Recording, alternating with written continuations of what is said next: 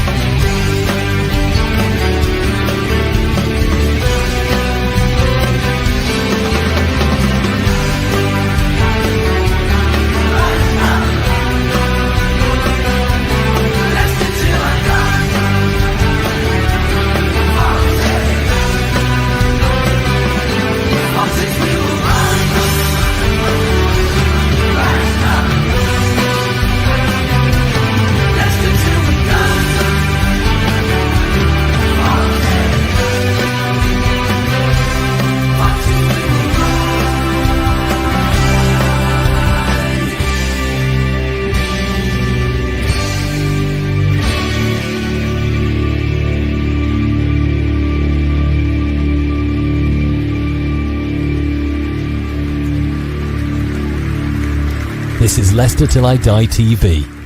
Watch and subscribe on YouTube and listen on your podcast platform.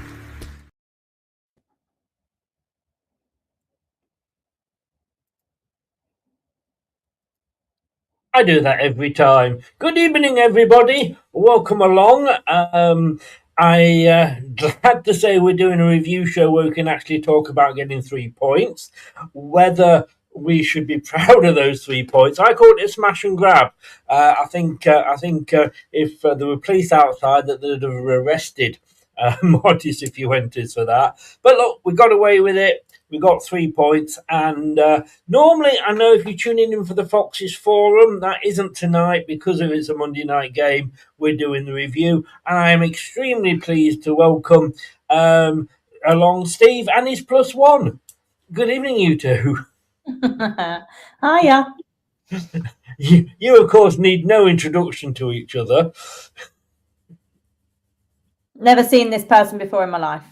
Yeah, well, I can understand you saying that when, in public, but there we go. I didn't realize I was muted there. That was annoying. As you say, I've never met this person. I said, I know Kate very well. And it's like, oh, okay. That mute button of yours. You need to. No, to be fair, I just turned my printer on and it goes crazy, so I had to mute it just before because otherwise it'd be really noisy. Right. I just got a message through from Alexa. Apparently, there's rain possible tomorrow. I'm so glad I booked my holiday. Just thought I'd share that with you, Kate. Share again. It's only the 5th time in a year. Well, I don't know what you're complaining about. Hey, the more I go away, the less you have to talk to me. Well, I'm away for pretty much all of February, so it's going to come round soon, and I'll be talking to you about that. Well, indeed, you'll start rumours, and you'll get Steve very jealous because we'll both be away at the same time. Sorry, Steve. What can I say? Clibbo's in. Hi, Clibbo. How are you doing? I sent you an invite to a WhatsApp group for you, me and Reese, mate, if you can accept that. Blue is in, and as is Prashant. Hello, Prashant. How are you doing? Right. Yes. What a game. Kate, have you got this week's lottery numbers, please? No. She predicted 2-1. You did, yeah. I actually went 3-1, which was a bit of a silly, but I thought might as well go for it. But you got it spot on. But look, this it wasn't the best game, was it, Steve? No, not really. So much so that around about the 60th minute mark, I was doing work rather than watching the game. But look, it's all that matters is at the end of the day with the 3 points. And let's hope that it's the kickstart up the arse that we needed for the season to actually progress. Were you not doing a watch along? Yeah, I was on with BTG, but even though we were talking about all sorts of things, burgers and everything. So that's how entertaining it was. Did you went, Kate? You braved the weather. How did you feel? Frozen. Well, yeah. Yeah, I mean, it was. Go, let it go. Sorry. It was pretty pathetic. And at one point, I even said the only way I see Leicester City winning a football match when we're playing like this is if we score in the very last minute of the game to take the lead. I literally said that at 60 minutes. And then it happens. Maybe that was manifestation. I don't know. I'm going to say, are you sure you've not got the lottery numbers for this week? I literally said it. The only way I can trust Leicester to keep the lead is if it's pretty much the last kick of the game. And thankfully that happened.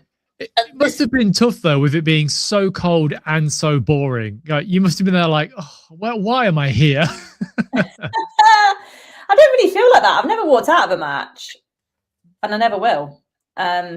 So unless something needs me to go, I'll never leave a football. But yeah, it was dire. It was really, really dire. It was flipping cold. I think it was -8 walking back after the game.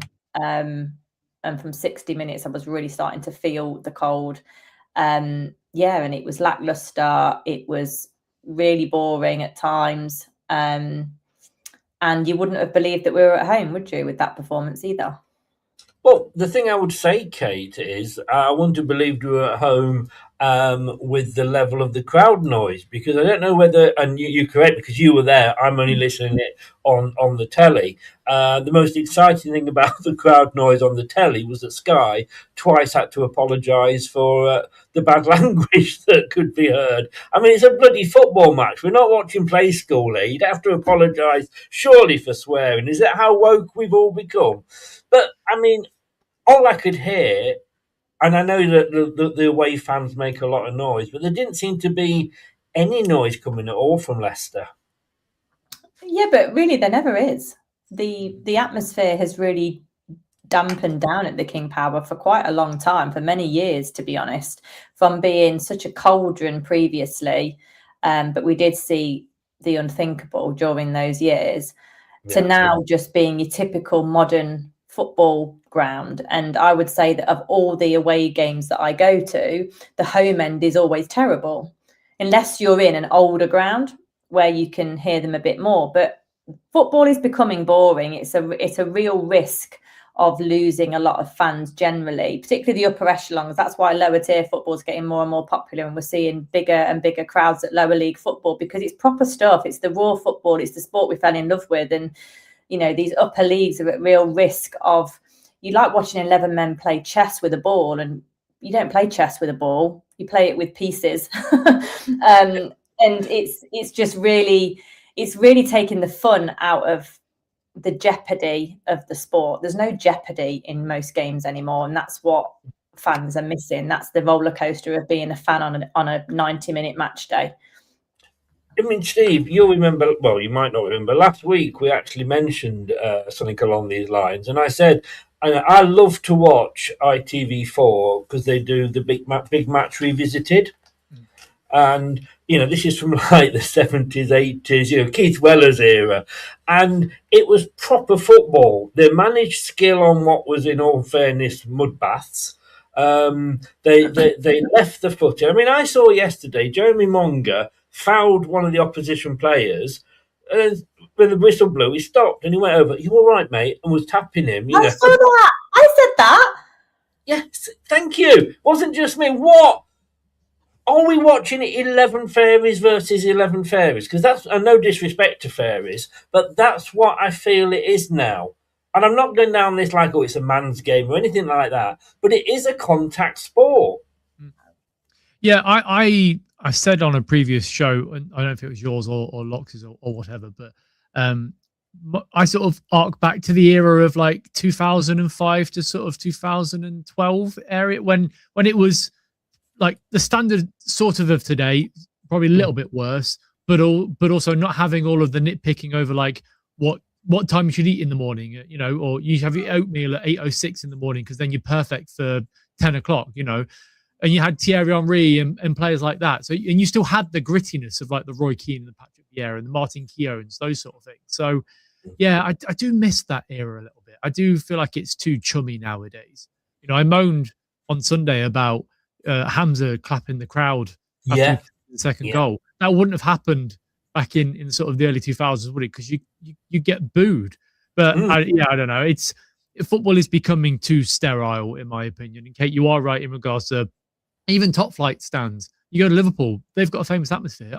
I was there at Boxing Day last year and the year before that, the last time in the Premier League before we got relegated. They were terrible.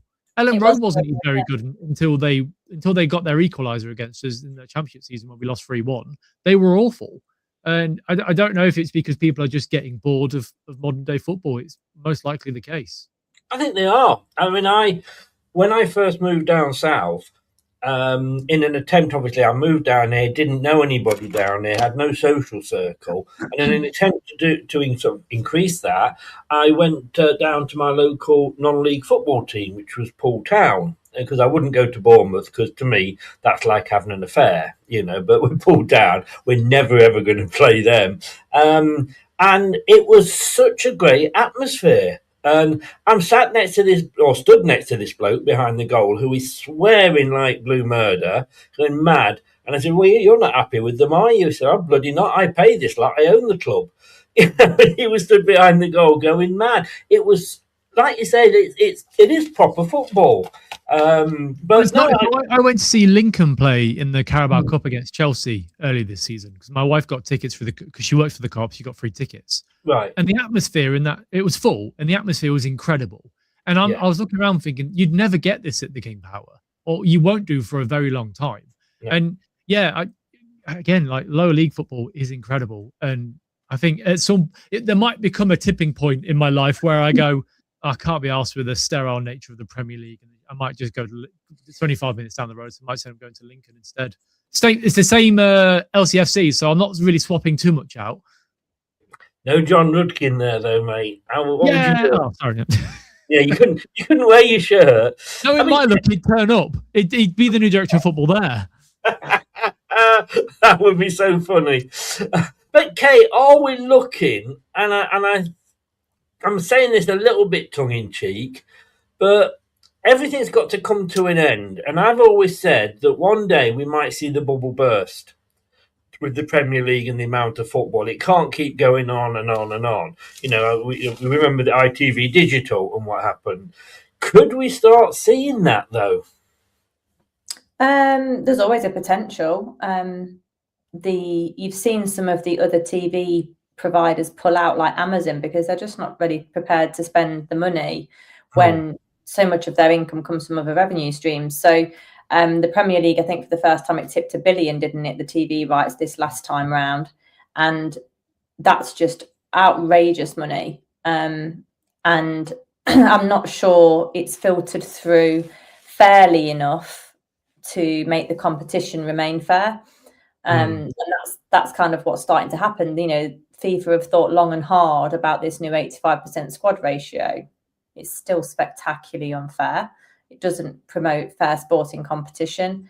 So I would like to think that really the bubble could burst and it could have pretty disastrous consequences, because there's no, for the Manchester Cities, for the Liverpools, for the Arsenals, for the Tottenhams, for the Chelseas, there's no league without any opposition. There's no big players without small players. That's how it works. And there hasn't been enough dedication to making sure that the smaller players are always welcome and can feel like they can continue business because of the strict restrictions that are placed on them, and almost like a ceiling that they're not allowed to push through. In regards to that, like if you look at the European leagues, we moaned just after COVID about the European Super League. The Premier League is now the European Super League, effectively. Other than the Barcelona and the Real Madrids and those sort of big sides, the Premier League is they can spend more than pretty much all of those clubs combined. So it's already a Super League, and the divide between the Championship and the Premier League. Okay, whilst it's been bridged this season with Leeds and Sunderland doing well, look how much money they had to spend to be competitive. And that's not a financial model that you can actually carry on doing. So yeah, it's just so big, isn't it? The Premier League, so all encasing, and there will be some sort of bubble burst at some point. There has to be, because it can't keep going on. Yeah, no. And I tell you what I find very interesting, because I don't think at this point Sky would ever pull out, because if there was no Premier League, there would be no Sky. Sky's whole strategy, and from day one when they set it up and got the Premier League rights, that is their main thing. That's what keeps them going. Now they are in a deal to sign ITV, or trying to, with Sky and Comcast. Now that's going to cost them unbelievable amounts of money. Whether that will go through, we nobody knows. You might get the old Monopolies Commission and all that. But if they spend the money on that, then they've got to find that from somewhere. You know what I mean? So interesting. Well, so with that, by all accounts, and I listen to a lot of football podcasts, the Guardian Football Weekly and those sort of things, and they were talking not so long ago about the fact that come 2028, when the next Premier League deal expires, the landscape of digital media is changing all the time, and you got Netflix being as big as they are, Amazon, these sort of, and there are, I believe in France at the moment, they are trialing their own version of having their own in-house entertainment themselves. So having so you could guarantee the Premier League will have some sort of Premier League TV deal where you just pay a subscription for that rather than having a Sky model anyway. And if that is the case, then Sky won't exist in its current form, but the clubs will still get richer and richer, because if you're spending £400 a year on a just to watch your own club on TV, then that's a lot of money coming in per fan, because a lot of people watch on TV rather than going to games nowadays. And I think the 3 p.m. blackout will come to an end at some point within the next 5 years. I mean, Kate, that's a good point. Kate, do you think that, I suppose it all depends on the pricing structure, and I'm thinking, well, how are they going to price this? Because most people, there's so many different streams now. Like you say, I mean, you've got Amazon, you've got Netflix, you've got Paramount. There's about 5 or 6 different ones out there. And at the end, time you top them all up, you're almost paying the same as the BBC license fee. So it'd be interesting to see if they do that, what sort of price range it will come in at. Because if it's something like you would expect, well, you're not going to, I wouldn't expect it, but thinking everybody else is charging $5.99, $8.99, £10 a month, you're not going to get the Premier League or football coverage as a whole for £10 a month, are you? You would do if it went through Leicester City Football Club. You would do, because that's what the pass costs you at the moment. If you live abroad, the pass costs you, I think it's a £10 a month or something to go through Leicester City. The problem that Sky have, and which is why they've gone over the £1 billion. £10 a month or £10 a match, though? Through. Sorry, is it £10? £10 which is way okay. cheaper. All right. Okay. Yeah. But with Sky, the problem that they've got, and why they were so all in on tipping it over $1 billion, and while other providers went, no thanks, we're out, we fold at that amount, is because without sport, Sky really isn't a lot. Yeah, they've gone all in on sport. Yeah. So if they can't keep the subscribers, and from what I understand over the last couple of years, they've lost a couple of million subscribers, Sky have. I don't have Sky Sports anymore. I must have had Sky Sports for 20 odd years, including at my parents' house. Like, we were just religious with it. And then the product has actually become stale, and the price has gone bananas, and it's heavily biased towards clubs that I don't want to watch. So Amazon, I think, is some of the best coverage. You get full coverage. You get a menu of clips throughout the program, where you can look at Marty Cifuentes, or you can look at Sean Dyche's interview if we're playing Burnley. And they only ever talk about the 2 teams that are playing. Leicester are playing Burnley on a Monday night. Gary Neville and Jamie Carragher will inadvertently start talking about Manchester City or Manchester United, and I don't want to hear it. And I think that's the problem with the Sky product. But they've gone all in on sport. They know that that's what the majority of their subscribers want, so they have to pay this crazy money. But the revenue that comes from Sky into the Football League isn't filtered down correctly at all. And also, clubs can't stop overspending on wages, because it's just the model that it's built itself. Yes, yeah. And also, there was 2 very good points on Amazon when we were in the Premier League, when they were streaming it. You got an option where if you were late to the stream, you could click on it and it says, do you want to watch the highlights of the first however minutes you missed? That's incredible. You wouldn't get that all the time. And another point is that if you're paying £100 a month to watch Sky, and there will be a crackdown on the dodgy box at some point. There will be. It won't go away. But you will then basically cut that number in half, if not more than that, if it was an affordable amount per team. Because I'm not bothered about watching Chelsea versus Leeds on a Tuesday night, really. Let's be honest. No. But it also wouldn't stop me being a season ticket holder at Leicester. So I think there's a lot of like, oh, well, if you have it so cheap, you're going to lose all of the matchday fans that go to Football League. You're not really, are you? You know, we're all passionate about football clubs. And if it's cheap enough to watch and the club getting more money from it, great, do it. But yeah, the sky's a pain. It is possible. I mean, what you know, if it is on iPlayer and what have you, if you're watching something like a match, it does give you the option to watch it from the start. But I loved Amazon because basically I pay for Amazon Prime, so I get my free deliveries and what have you, because I virtually live in the Amazon warehouse. But they used to get that included. Because, you know, I got the videos and the films and what have you. All right, if it was the latest blockbuster, I might have to pay £3 to watch it. It's cheaper than going to the cinema, of course. But this is all for the future. We're going to go to the past and last night to a freezing cold King Power Stadium.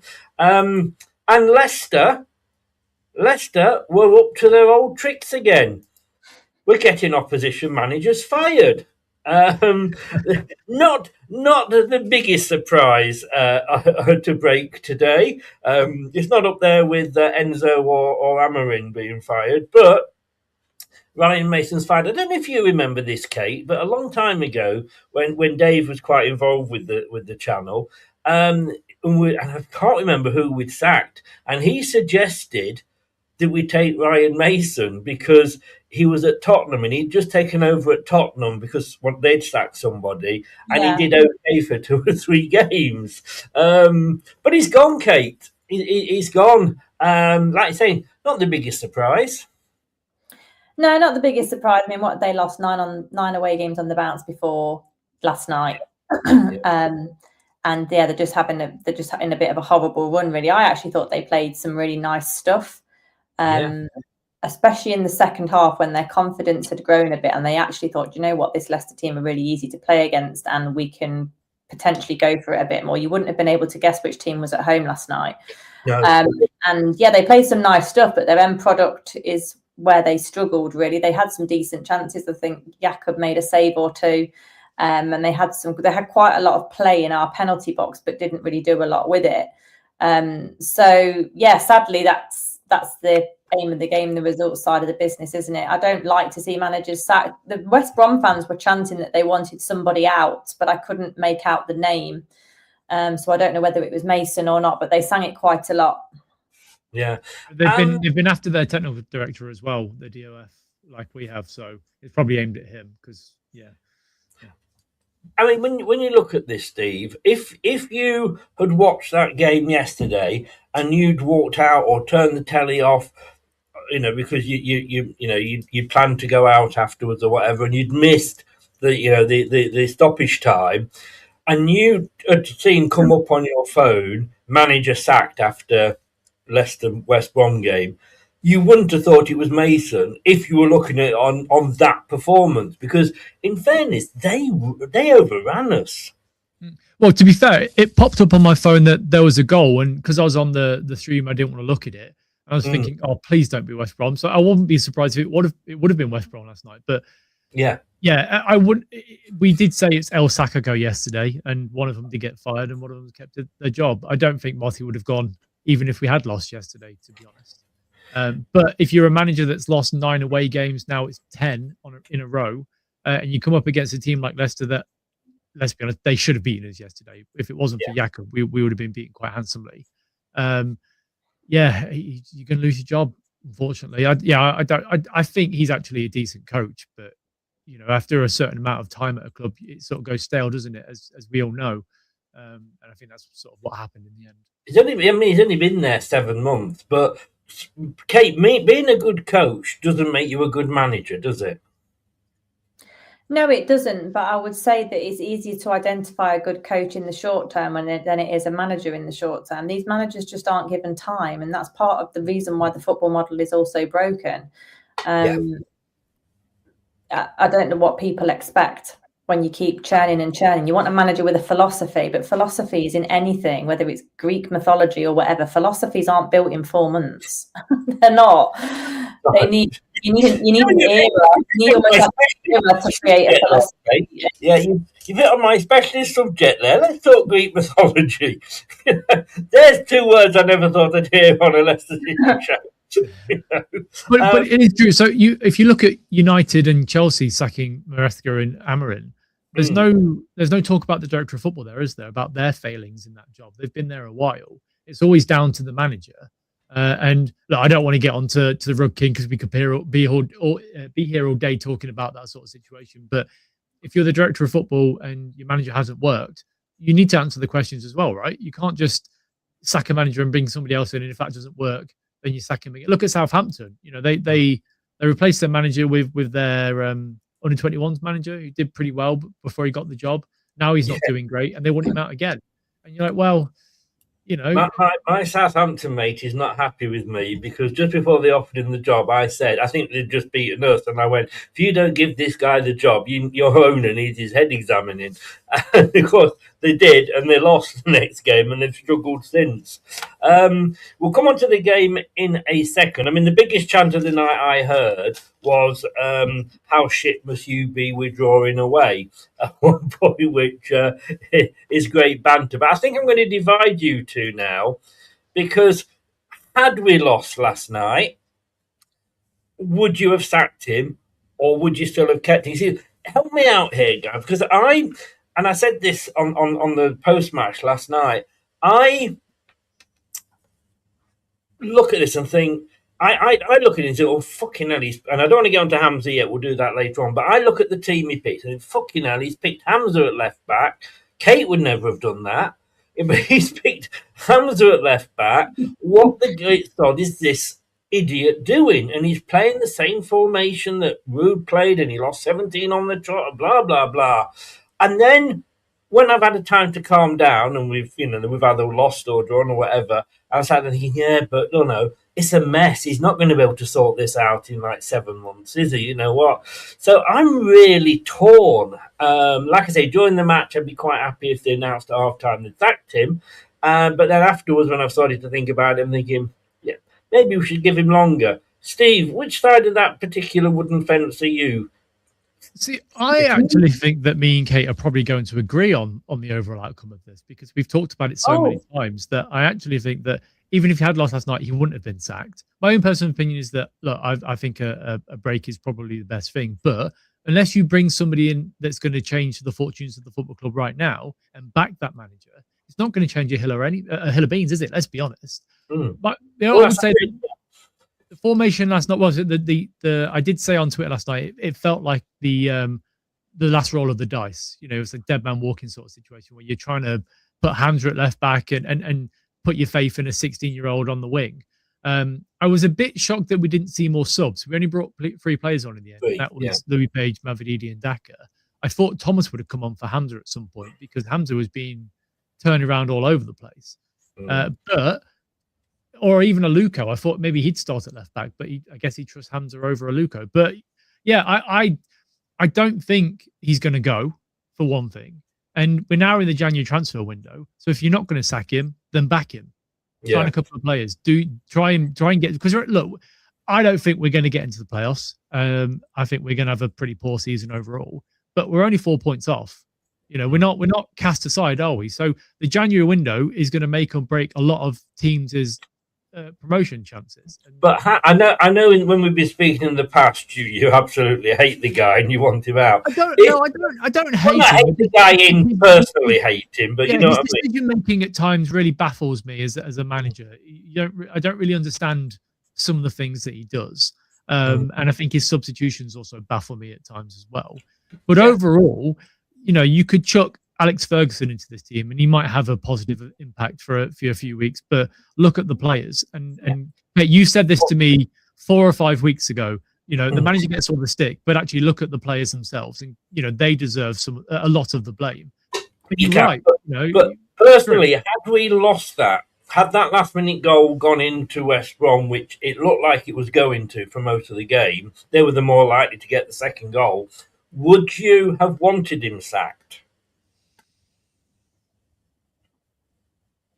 I'm going to stick my ass on the fence and get some splinters. I don't know either way. I'm very reactionary at full time, as everybody knows. But right now, I'm like, you know, look, we got the win, and that's the most important thing. I'm sure your ass is a lot nicer, Kate, and hello, Mrs. B, if you're watching again. I mean that as actually a compliment. We spoke about this many times, of course, and I said he's probably got the safest job in the Championship because we can't afford to sack him. I don't know about that. I genuinely don't know about that. We've had a good. Let me just say on that, because we sacked Ruud van Nistelrooy, we had to wait till this season because we'd sacked Steve Cooper last season. We couldn't sack 2 managers in the one season. So with Ruud van Nistelrooy having gone into this season's money, we can't afford. I don't think we can afford to sack Martin this season as well.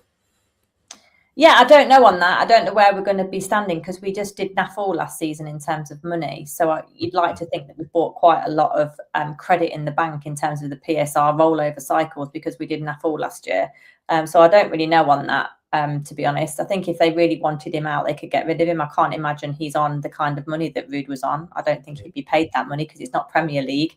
Marty was a bit of a punt and he was coming from a job. Well, he wasn't coming from a job either. We didn't have to pay any compensation as such. He paid his own money to come here. So the finances are quite different in how it's structured, I would think. But I think for me, the only time I would like to see Marty sacked, and I'll advocate for it, is if things are looking really hairy and we're staring at a relegation fight. And I don't think we're there yet. I'm not saying that it's out of the question, but right now in this moment of time, I don't think we're there. But like do you think? I mean, I'm thinking I don't see us in a relegation scrap unless the PSR is really bad. That's the thing, isn't it? I mean, for 2 years now, we have been working with a load of variables that we can't control and we don't know the outcome of. How are the football clubs in general tolerating nearly 2 seasons of not knowing whether you're going to get punished with PSR? It's just not acceptable. We lost out in the manager battle during the summer after Enzo left purely because everybody thought we were going to get a points deduction and it didn't come. So we lost out on, I think, many manager pools at that point because they all thought we're going to get a points deduction and we're not really going to survive the Premier League anyway. So why would I want that job, you know? And I think that's been the case a bit this year. It genuinely wouldn't surprise me if we didn't have a points deduction, and it wouldn't surprise me. That's why it's rumbling on for so long, because Top's fighting that battle at the minute and he's not got his eyes on the football club because he's fighting a PSR battle. I don't know. But for me, unless things change, you can give a new manager something different to work with. I don't see the point in changing because you're just asking to spunk another load of money. And I just don't think we should be doing that. That's quite irresponsible. And also, sorry, is that a technical term, by the way, Kate? Sorry, is that a technical term, Kate? Spunk a lot of money? I think I've spent too much time on BTG. I'm picking up the lingo of 20-odd-year-olds. You're cooked, Kate. You're cooked. I'm cooked. Yes, we know where that's come from. Yeah, if nothing changes, then nothing changes. Yes. I will say, looking at the link that we've had towards his technical director today, look, I think it'd be stupid to sack the manager now. When you potentially within the next sort of 4 or 5 weeks, you could have a new technical director who won't like the new manager coming in.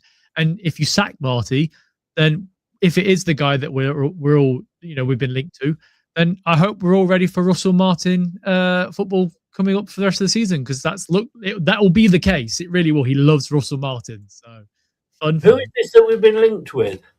Is this Andy Goldie? Yes, at Southampton. Yes.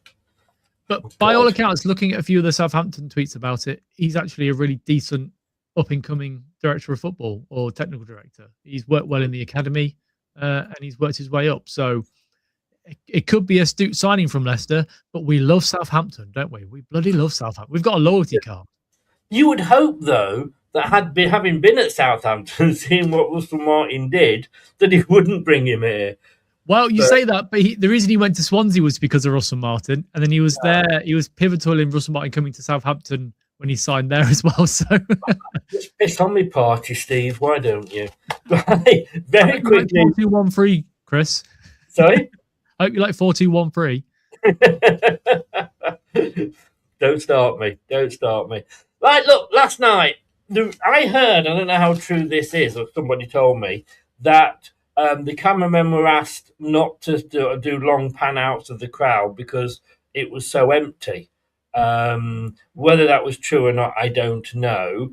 But looking at it, Kate, you went. I mean, to me, did the boycott happen?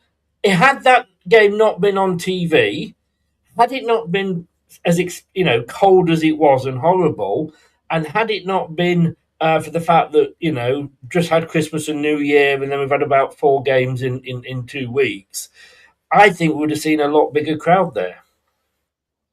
Yeah, I agree. I don't know whether the boycott was successful or not, and I don't think you'll ever know, because there's lots of people there. I'm in a fair few WhatsApp groups, actually. I'm probably in about 5 or 6 different fan WhatsApp groups, and people of a certain age didn't want to go out in the cold, like the over 60s, I would say, potentially didn't want to go. And there's quite a lot of those at Leicester City Football Club. There's quite a lot of season ticket holders that are retired. And a lot of those and also I hadn't realised until some of the people in the WhatsApp groups were saying that they didn't want to travel from Suffolk, Lake District, Borders, Bristol, and somewhere else. And I can't believe people do that every week for the club and come from the season ticket holder coming from those type of places. So let alone when quite a lot of those places had a load more snow than us. So I don't know. You'll never know, I guess. It did look empty, but I think anybody looking outside of the football club, like the neutrals or whatever, they would probably just draw the conclusion that it would be time of year and weather related. I've got to say, Steve, because I've thought it before about other games when I've watched, thinking, God, there's not many there. Well, mind you, it is, it is a Tuesday, it is at the arse end of the whatever, and the weather's terrible. Like, so I don't think it was perhaps as impactful. But that's. No. I think the people that, because we're arguing about whether it was successful, so clearly it's not clear then, is it? No, exactly. I think the people that organised it will be sat there going, "Oh yeah, look, it's great. Hardly anybody there." But no, I don't think it was. I mean, Steve, I as you know, used to be a season ticket holder. I had an 8-hour journey from the South Coast, return journey every home game, and when it's a late one, you're not getting back till sort of 2 in the morning, and especially if you've got work the next day, it buggers you. But I have actually, at one point, because I used to come up regularly with my editor, and we actually said, "Are we going today?" It's like, tomorrow it was. It's a 12:30 kickoff, so we've got to be there. We've got to be setting off stupid at 0:00, and it's on the telly. Why don't we just stop at home and watch it on the telly? Yeah, I think it was a mixture of everything, really, wasn't it? So there was, where I stand usually, I would say there was about 30 odd people that I knew that were going to potentially boycott, that weren't interested in going to the game before the actual weather came out. Right. And then I got told that 6 of them actually went to the game. So so the boycott, I honestly don't know how many boycotted But it's the perfect excuse, isn't it? Look, nobody went. It's the boycott. But you have to also take into account it was -5, -8. It was snowy. It was cold. It was wet. It was poor. We were terrible. We have been terrible for a while. But I don't know. It probably would have had more of an impact if you did it against Oxford in a few weeks' time at 12:30 on a Saturday, and then see what the actual numbers were there. But you guarantee that actually there probably wasn't that many that did. Maybe a couple of thousand, if that, and the rest I would put down to potentially the weather. Dawn was there, and I know Dawn was there because I'm going to appoint Dawn as my new weather girl. Because at the start of the watch along, she came into the chat and says, "I'm here and it's fucking freezing." That was all you needed to know. So well done, Dawn. Well done. Right. So Dawn did ask why I didn't go, and I had work commitments that ended up being cancelled. So and at that point it was 6:00, and I just couldn't be asked to travel down. I had to drive back from work to Lincoln, and the amount of snow in Lincoln over the last 2 days, not a chance I was leaving the house again. No. Right, Steve, there's the table. Coventry doing a bit of a Leicester from when we were down. They're having a bit of a wobble, aren't they? Not winning 5 or 6. Middlesbrough weren't doing that good because they didn't win 2 games, although they did win the weekend. Ipswich are right up there. And as you say, Millwall are on 41 in 6th place. Leicester are on 37 in 12th. It's not out the realms of possibility, depending on what's negotiated with regarding the points deduction and who we may get in January, that we may, get into that playoffs. But I don't want to. Is that bad? No, I'd agree. I don't think that we are anywhere near ready, because if we get into the playoffs and we get promoted, as much as I would love a day out at Wembley, that would be really nice, especially if Coventry bottle it and we beat them at Wembley. That would be amazing. I think we'd run the risk of, well, we've been promoted. Let's offer a couple of contracts out to the players out of contract. Have them on for a couple more years. I just think that whilst it's nice to be in the Premier League and the club probably need the money, realistically speaking, I think you need a year or so in the Championship to rebuild, to bring in the new technical director, to bring in new players that want to be here, and just wash the club down from the shit that we've got at the moment. The amount of times we've got people on Premier League wages that are in the middle of the Championship, and wages aren't the be all and end all. We were a Premier League club, you're going to give those wages out. But we are not going to be able to get past this PSR issue until we bring that wage budget down and we get rid of these players that don't want to be here. And that's the most important thing. As long as we don't go down, I'm happy. That's where I think most realistic fans sit, where you've just said that, Steve. So why are we so angry? Because that's what's happening. I think it's because you'd expect slightly better from the players. Why though? You've just said that all the Premier League, I know. Was advocate. I'm trying to get inside the heads of the haters, really, and to understand why, when everything adds up to a mid-table Championship average team, including the style of football, which is or isn't to do with the players, then why do you get angry when that's what we get? If we're a relegation and, we're in Norwich's positions, for example, but we have got an average group of players that should be at least 15 points ahead of Norwich, which we are, I'd understand it. But that's where I'm at all the time. Like, from what I'm seeing in the formula of Leicester City, it equals an average Championship team. And I thought it at the start of the season. With a bit of luck, we might get playoffs, with a bit of luck. But like Chris said, I'm not sure I really want it anyway.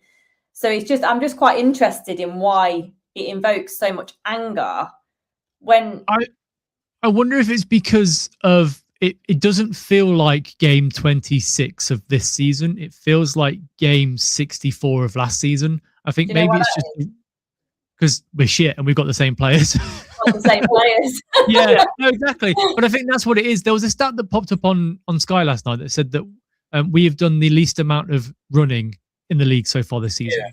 I think people get more annoyed at the fact that we're just not seeing any effort, and I think that's where the anger comes from. Well, that's what I was going to say. I mean, for me, we've got the most expensive squad wage-wise in the Championship. I think it was something like £480,000 a week we are paying on wages at the moment. Hopefully we might get a couple of those big ones off the book. But for me, do you remember The Great Escape? We lost week after week after week, but you can never accuse those players of not putting an effort in. And the worry is we are, even without the PSR, if, let's say they come back and go, yeah, actually, well done, you're turning things around, we'll let you off. It ain't going to happen, but let's say they did. I don't think we're still clear of that relegation. We're still technically, I know we're only 6 points off the playoffs, but we still could get caught. The results that did go ahead at the weekend went in our favour, with the clubs beneath us losing. But Norwich have won a couple recently. We all know Sheffield United have started to turn it around. We could easily get dragged in, and the players are just not showing any sign of a fight in them. And I think that's what gets the haters down, is, you look at it and you're going, I'm paying for a season ticket here, you're on all that money, and you can't be arsed. You can't, like you said, you can't run. I mean, what do you do if your car breaks down? You're never going to catch the bus, are you? Because you couldn't run and get it. Oh, I won't go on the bus anyway, Chris. Oh, no, thank you. No. Some of us are bus wankers, okay, we can't afford that. But that's what it is. I do agree. And also, I think there's I mean, we talked about this on Sunday about the divide between the fan base, and and we've talked about it for weeks about, like, you know, people having to go at people for clapping, people having to go at people for booing or boycotting or not boycotting. And I don't care what you do at the football. If you want to clap the players off, you've paid the money, you can do it. If you want to boo, you can do it too. That's your right. I just think it's the whole atmosphere around the club, and it's been this way since I guess the first relegate. Well, the year we got relegated from the Premier League the first time. Yeah, because ignore the Enzo season. That was an anomaly. 4-0 loss at Forest. Yes, was a real moment. Yep. Yeah, and I think that a lot of issues, because look, we can talk about hypotheticals and stuff, but when Rodgers came back after pre-season and shit talked the club, if that was Vishay, he'd have been gone instantly. But absolutely. I don't think we could afford to sack him at the time anyway. And there was a bit too much loyalty to there. And, you know, he was given a rough hand or whatever. But it stems from that. And we've still got a lot of players from that era at this club that were complicit in the decline of the football club. You know, it's the 7th highest wage bill in the league to get relegated. And like Enzo did a great job, you know, got us back up. Still annoys me we didn't beat Blackburn on the last day of the season to get 100 points. That real sticks in my claw a little bit, but it is what it is. And then just the following 18 months or so of just awful football. We haven't recovered from the Ruud van Nistelrooy 9 games at home where we didn't score a single goal. That was terrible. And when you go into this season, you think, okay, wow, we're going to see some of the younger lads. That will perk us up a little bit. And then we just got given the same players over and over again. I just think it's the annoyance towards picking the same shit players because we couldn't shift them out. I think as well, yeah, like you say, we can't put our finger on it and say this is the one thing that we're annoyed at, because we're annoyed at the manager, but then you've got to say, well, are his hands tied? So we're annoyed at the players, and it's not their fault they're on such high money. If you're offered it, you're not going to turn it down. And whatever we think, when we're in the Premier League, having won the thing, we still had to pay decent wages to pay players to come to us. Players would sooner go to Man United now, and in the shit they've been, than come to a Leicester team that had just won the Premier League. So that's the problem. We can't put our finger on one thing. It's it's the manager, it's the players, it's John Rudkin. Oh, it's top. Yeah, and I think that's the thing. It's just the whole cake crumbling. I do think, Kate, I say this to you every single time I'm on a stream with you, but you hit the nail on the head earlier on when you said that the potential points deduction hanging over our heads last season, that scuppered a lot of potential transfers, because we wouldn't have Jordan Ayew up front now if it wasn't for the potential points deduction. We would have spent money and we wouldn't have had Steve Cooper. We probably would have had Graham Potter, and we might have got relegated still. Who knows? But I do think that was a massive effect, though, wouldn't it? It would have felt different. It would have done, yeah. And we would have had more. I think we'd have had more of a turnover of players that we probably would have got behind. We would have signed Abdul still. That's fine, but we wouldn't have seen Ayew come in, or you probably would have seen Fast leave the door. It's just. I mean, our number one goal scorer. Well, look, I don't mind. Ayew annoys me because he's such a big lad, and yet he falls over so much. That's what annoys me about him. But he does get in the box and he does score occasionally, which is nice. But but again, you are right about it being the Forest FA Cup game. There should have been. That is the point. We've just lost to Forest in the Championship, in the FA Cup. This is going to be a new rebuild. Sell as many players as you can and try and bring in some other players. Let's move it on, because we will talk about the match. I keep saying we will. We've not got around to it yet. I have to say, for you two, after what you've just said, I'm going to have to play this. Football friend.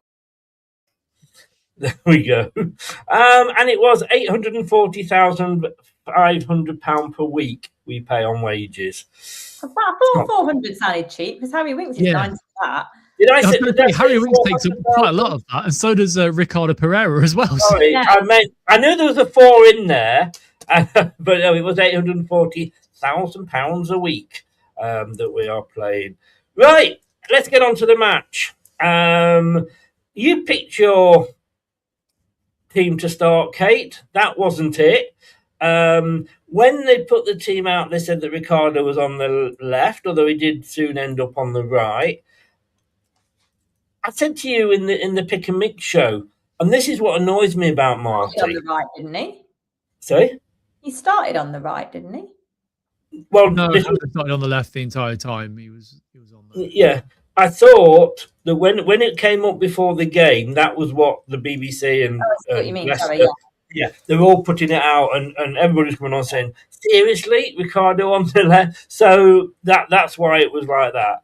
But Hamza on as left back. What the fuck has Aluko done? Yes, he got sent off. Yes, I was annoyed, but it's like he's being punished. And that's not going to give the guy any confidence. Look at Nelson. He had one bad game against Huddersfield. We never saw him for like 2 months. Now he's back in. He's brilliant. Why are we playing a guy who's not a left back at left back? I'd sooner have had Thomas in there, to be honest with you, than Hamza Chowdhury. Yeah, I agree. I don't really know what you want me to say to Okay, that. that's right. Oh, no, Guys, thanks for It didn't happen, so that's the end of that. So, does this mean now, Kate? Does this mean now that we are? Football friend. No, because you make too okay. many digs at me all the time. I'm sorry, I don't want to come between you two. I should have known that, shouldn't I? But looking at that lineup, Kate, what are your thoughts on it when you saw it announced? Give it a go. We'll give it a go. I would like to have seen Paige started. I think we spoke about that yesterday. Yeah, we did. And not to take away from Bobby at all. I've seen some negative stuff about Bobby. He is up there with our most clinical finisher. That's probably the bar of where we're at, but he is flipping good at finishing. But yeah, I mean, we were saying last night, because it just transpires every single game. You've got Jakob, Hamza, Caleb, Nelson, Pereira, James, and Skip. 7 defensive players at home. You don't give yourself a chance in hell of attacking, because those 7 players, I think I saw yesterday, Fatu was in his usual place on the wing, trying to take on the fullback and ready to cross the ball. So he's more or less level with the penalty box. JJ and Skip were still in our own half. Mm-hmm. So you've got no chance. Rude was exactly the same. Rude put 7 defenders on the pitch every single game. And I don't know whether these managers know the aim of the game is to score. You don't get points for not conceding. You don't get points for it. You don't get points for possession. I'm just. You could get a pizza for not conceding. Yeah, you could. I paid for your pizza. But it's an age-old problem with Leicester City managers that they are so defensive. Enzo was quite similar. He just had the structure and the formation different. And he made us more efficient with the ball. We aren't efficient with the ball, and we can't get out of our own half because there's 7 players in it all the time. So you're relying on your wingers. Marty's system in particular relies on the wingers. And if your wingers are having a stinker, the team will rot. And that's what's happening. It's what happened against Sheffield United on New Year's Day. The wingers were isolated and they were terrible anyway. So you can't get the ball.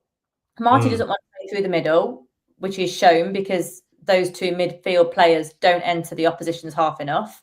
Jordan James is supposed to be a box-to-box midfielder. No, he's not. He's a box-to-centre circle midfielder for us. And when he does get forward, in the very few times he can, he scores. He's really good. So it's too defensive. It's far too defensive, and that's what makes it a flipping bore fest as well. And do you think, Steve, when you look at that, moving on from what Kate has said, when we do move the ball forward, our 2 main attacking threats that are wingers are both in their mid-30s. Yeah, sorry, hang on a sec, Chris. I need to do something because it seems to be, no matter how many shows I go on nowadays. Jim's called you Tom. Hang on a second. Just leave it there a moment. Every week. It was Dave, it's been Chris, it's been Tom. Well, it's because you've not got a proper name on your on your badge thing that goes across the bottom. Well, even then, don't call me Tom. It's Elm. Call me Elm, not Tom. Who's Tom? Have I called you Tom? I've not called you Tom. No, Jim in the chat's called me Tom. Yeah, but Jim's he's on a time delay. He's speaking from America. Sorry, Chris. What was your question? I rudely interrupted. You did, but I understand that. Jim said, "Sorry, Dave." When we break and we're going down the wings, which seems to be the main way we break, our two main attacking threats are both in their mid-30s, and in Dakova Reed and AU, and we can't have a quick breakaway. We were saying about Salarchik not actually, distributing the ball quick enough for a quick breakaway. You can't have Bobby Reed, and as good as they are, and I think he's a great number 10, or AU, running up that pitch to get on the end of balls, is there? Well, to be fair, Jordan Ayew is actually quite skillful with the ball. I've noticed it a few times where he's taken on sort of 2 or 3 players, and you're like, bloody hell, if you were 10 years younger, you'd be rapid. Bobby, I actually think he's pretty quick for his age as well. I think he's not too bad. The issue is that Jakub doesn't like to, because I don't think he trusts his kicking. So you pass it out to Abdul and Monga at that point, because they're the ones with the pace, and you just got to hope that Ayew and Bobby can keep up. But we don't do that. There were moments yesterday in that game, especially in the first half, where we were in the ascendancy for the first sort of 15, 20 minutes. And we were quick with the ball. The first 5 minutes, we were all over them. We had a corner, we had a couple of shots. It looked quite good. Yeah. And then we just sat back after we scored. And I think that's, again, Kate, can you stop hitting the nail on the head, please? Because it's not fair. We have so many defensive players that when we score, we don't feel like we want to push on and score more goals. Because you think, oh, well, we've got quite a solid foundation. We'll just sit back and absorb the pressure. And then I don't know if we're meant to be hitting them on the counter attack or keeping hold of the ball or what, and look, I actually think Ayew works quite hard as a striker. He does drop back in, but then that also goes against the fact that we're quite defensive, because he drops back into that position as well. At times he's playing central mid, and you can't have that pivotal focus of your team so down. He's not Harry Kane, is he? That's the problem. He's not Harry Kane, and he can do that because he's so good.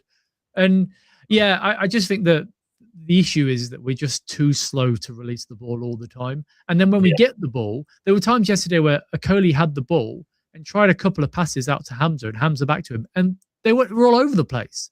I don't think they can pass. It's a real scary situation when you've got two people next to each other who can't pass the ball 5 yards without you thinking, shit, they're going to get the ball back. Well, I'm going to come on to that, because I'm going to ask Kate. Well, first of all, again, look, I'm not going to say that you two should get a room, but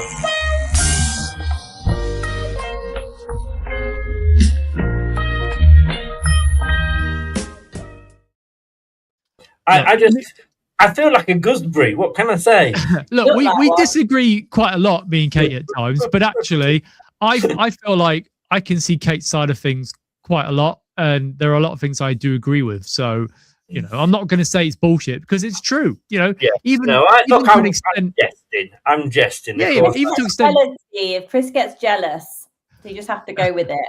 Hey, excuse me, Dave's left this show because he couldn't stand it. You need to get jealous of me and Dave as well. Yeah, I'd like to get rid of Dave, so just be careful, Steve. Dave tried to muscle in on Kate, and I was like, no, you're off, mate, you're off. I'm used to hanging around with Brad, right? Kate's 10 times Brad. So, the one thing, Kate doesn't turn a camera off every 5 minutes. It's fine. Well, half the time he doesn't. It's just his bloody computer. Where you're going, your father will never find you. That one's for Dave. The memory of Dave. I was going to say. yeah, that was a Dave and Kate moment. You know why I had to keep them apart. Kate, a point that Steve? what's your name? Tom. No, look, I've changed it now, Chris. It says Steve at the bottom there. No, a point that Steve made, and I know I'm watching this. The standard of football, and it's anybody can beat anybody sort of league. This, but it's a shit league when you actually watch it. When I was watching that game yesterday, I think I'd have been able to watch when my son was in the under-13s at Poole Town. He could have passed the ball better than some of these so-called professionals on, 60 grand a week. And it's not just Leicester. it was West Brom as well. The number of times I said, oh, Leicester coming away with the ball. No, we've given it away. Oh, hang on, no, they're giving it back to us. And you're thinking, these are professional footballers. They can't even pass the fucking ball. No wonder when we get promoted that we're getting beaten and coming back straight back down. Yeah, because we're going for a start. The Championship is also, all of the football pyramid really has been infected by this modern style of football. And I use the word infected on purpose because they don't have the players to be able to do it, which is fine. We've got players that are capable of loads of different styles of football, counter-attacking in particular, because we've got some of the quickest players, I would think, in the league. But we just don't do it. And when you keep playing a formation and a strategy that doesn't suit any of your personnel, you're going to just make them look really rubbish. And that's, the Championship, everybody's taking points off each other at the time. So you've got the bottom couple and the top couple that most seasons are adrift or slightly adrift. And then you've got everybody in the middle. And I think last year, wasn't it, with like 9 games to go, there was only one team that couldn't make the playoffs or couldn't get relegated. Everybody else was still fair game. Yeah. And that's unbelievable. No, it did. But I just think, like, if we'd played like this in the season of the Championship when Enzo was in charge, we would not have we'd have probably been fighting relegation. I just think if this is the standard of what is supposed to be one of the toughest leagues in the world, it's becoming a joke. But Steve, you made the point earlier, only 3 subs. And I was doing the thing for the points later, and I'm trying to work out, I'm not putting enough subs up here. Oh, shit, we only made 3. But this gets me. I thought that when you made substitutes, the idea was that they make a difference. And all right, you could argue that Mavididi was the one that put the cross in, blah, blah, blah. But we're looking there at 3 substitutions, like for like. Yeah, and like Price had a really good game for West Brom, and then they brought on Illing Jr. came on the 80th minute and he run Hamza ragged in those last 10 minutes. And Hamza isn't a traditional left back, so why didn't he bring Thomas on? Okay, Thomas isn't great either, but he's not on a yellow. Or a Luco. Yeah, exactly. Yeah. It especially if you look at the. So Anil likes to mention this all the time about the fact that it's been quite a busy Christmas period for people, and we're still playing the same players, and we have done for the last 4 or 5 games. They must be knackered. Okay, Hamza hasn't started many, so maybe he's fresh, but you could see he wasn't a traditional left back because every time they ran at him, they got past him without any issues. Hamza kept trying to take him down rather than sort of get the ball. So I honestly, but then if you look at the actual sub bench itself, okay, you've got Vestergaard on there, but would you have changed to Coley Nelson? I think they actually had an okay game together yesterday. Begovic is the goalkeeper, that's fine. Aluko and Thomas, we would like to see one of them on. Silko and then Wanya Marcel. You brought on Mavididi, you kept Abdullah and he scored the winner, so that was the right choice by all accounts. But if these players are tired, you need to make subs. You really need to make subs because otherwise you're just going to keep getting more and more tired towards the end of the game and mistakes happen. You are.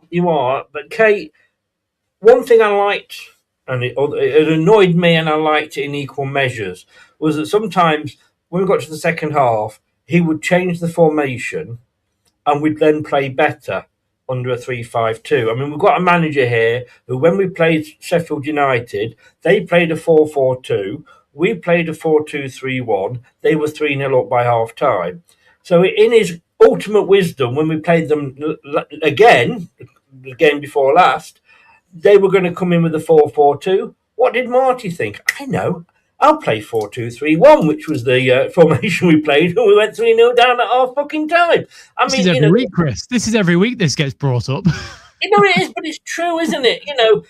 Where's the brains? Like, it didn't work 3 weeks ago. Why is it fucking going to work now? Oh, because we're at home or we're away. No, Marty, and this is what annoys me about him. But sometimes, like in that Sheffield United game, he went to a back 3 and we got 2 goals back. We had Sheffield United on the ropes. They were worried.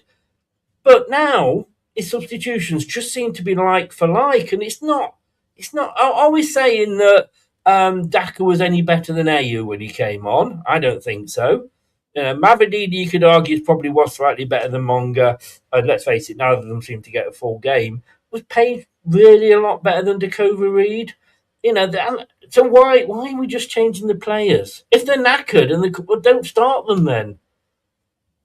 Yeah, I agree. That's part of what's the biggest frustration for Marty, isn't it? Like, I don't see most matches. Like, what is the plan? I don't really know what the plan is. What are you applauding? So he said, "Oh, Katie grooves me, see," and he was like that. So I was just. Yeah, I don't know what Marty's plan is, and I don't think he does.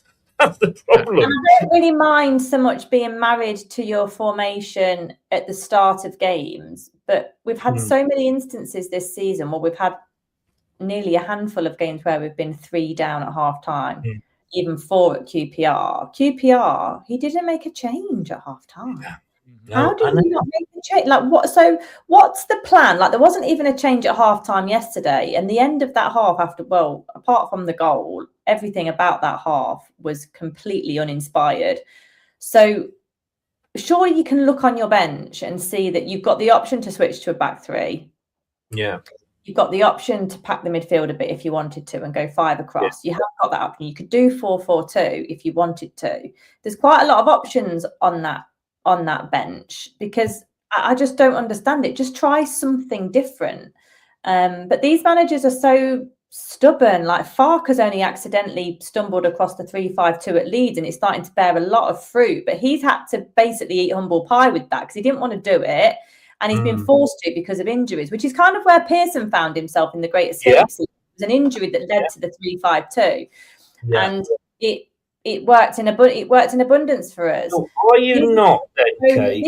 These are like, we talk about players' wages. Sorry, we talk about players' wages, but managers' wages are just as valid. Like, you are paid millions of pounds per year, at least a couple of mil that Marty will be on.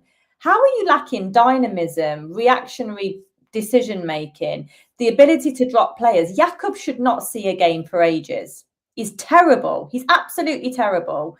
He kept doing that stupid kick with Ben Nelson yesterday that almost led to a goal twice, and the next goal was the same. Now, does that come from Marty? Does it come from the goalkeeping coach? Or does it come from Jakob's really poor decision-making? Every single time they do that. So the managers can't change the habits. The players can't change the habits. And I don't mind if it's a winning one, but it's not. It's crazy. Is that we can see all of this from the stands as well. We can see, why has he not made a change here? Why is he not? That's what's annoying, isn't it? Yeah.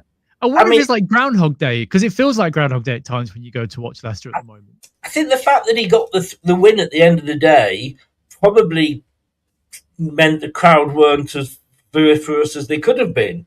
But I take it then, Kate, that you're not a fan of this. Well, all right, you've lost the first half. Go out and prove to me that you're better than that.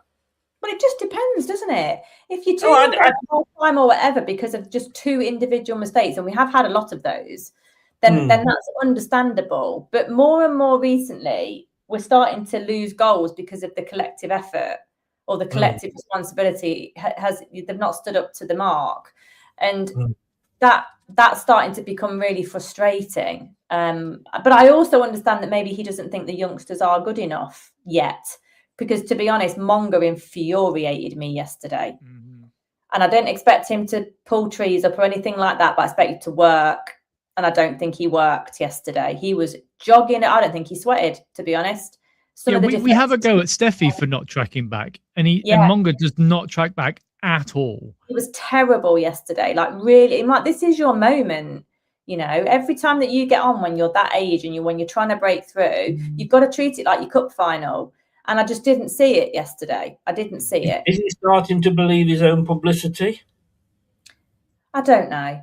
I don't know whether he's just one of these players. Maybe someone's got hold of him already. I don't know. Like, attacking wise, he shows obviously sparks of brilliance, and we know he's probably one of our most skillful players. But, you know, that's what some of our good historic managers have done. Your Claudios, your Pearsons, you know, those kind of managers make you work for the team, not just for yourself. And with Leicester, I just see a load of individuals out there. The collective fails every single time. Yeah. Just put that up quickly. I know Steve's not a fan of this one, but the momentum chart, I mean, looking at that, you would have said, well, the team that's in blue was the one that would have lost the manager. But But again, to me, when we look at this and go, yes, we've got 3 points, the big thing for me, and it is the number of shots we had. I used to go mad at that when Brendan's last year, when we'd only have like 1 shot on target and we're in the Premier League. But you're looking at that, and the one thing I can go on now, we had 22 touches, Steve, in their box.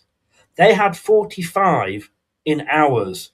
You can't keep scoring. Oh, we do, but we can't always rely on wonder goals from outside the box, can we?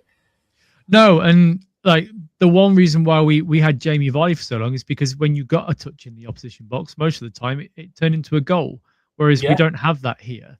And you know, it does. The result yesterday does paper over a lot of cracks that we have in every single game. And I'm just looking forward to Abdul volleying every single opportunity he gets now going forward. You know, add it to the list. You're terrible other than that. But like, if you look at the stats from the season, I think we're 4th for the most clearances so far this season. We're bottom on several metrics as well that are chance creation wise, or near bottom. It's not great. And like the momentum chart you showed there, I know I don't like, because it, you know, a lot of time I think it's a load of bollocks, but you could tell in that game that actually West Brom were all over us. And we had we did have a little bit towards the end of the first half, and we started strong in the second half, because it makes a change for starting a game strong rather than, you know, starting it terribly and conceding. But the second half, if you look at the second half line itself, like we barely struggled, like we barely did anything from sort of, I don't know, 60 minutes onwards up until about the 85th minute. And there's not even any blue for the injury time winner.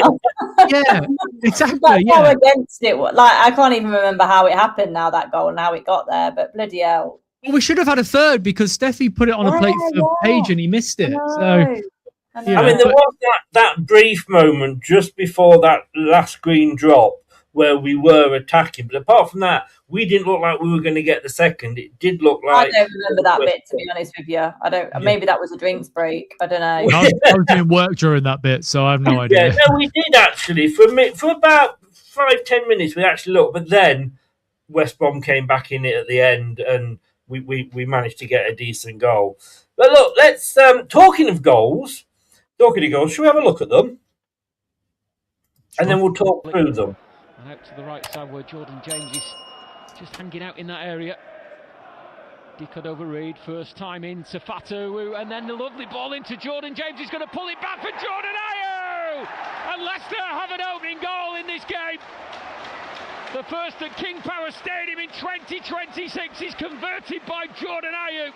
After some lovely Leicester football on the edge of the penalty area that opened up that West Brom defence.